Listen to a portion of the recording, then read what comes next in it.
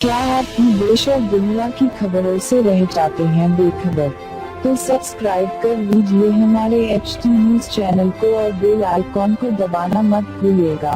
Mumbai Indians बनाम Sunrisers Hyderabad IPL 2018 का 7वां match इस समय खेला जा रहा है हैदराबाद में और सिद्धार्थ कौल ने आंधी ला दी है। जी हां, एक आंधी बनकर उतरे हैं और अपने एक ही ओवर में दो बड़े खिलाड़ियों को उन्होंने आउट कर दिया।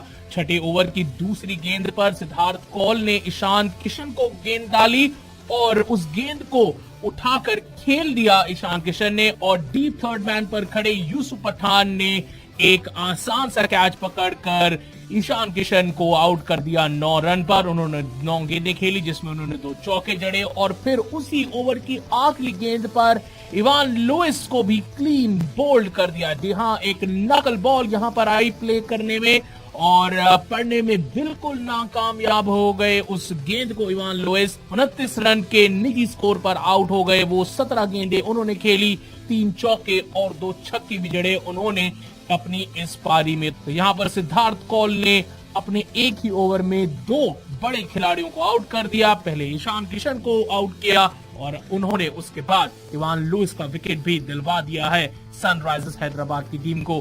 बता दें कि सनराइजर्स हैदराबाद की टीम ने पहले टॉस जीतकर गेंदबाजी करने का निर्णय लिया और शुरुआत में ही उनको बड़ा विकेट मिल गया जब बिल स्टैनले की गेंद पर रोहित शर्मा ने एक आसान सा कैच थमा दिया शाकिब अल हसन को और उसके बाद 2 विकेट बैक टू बैक गिरे।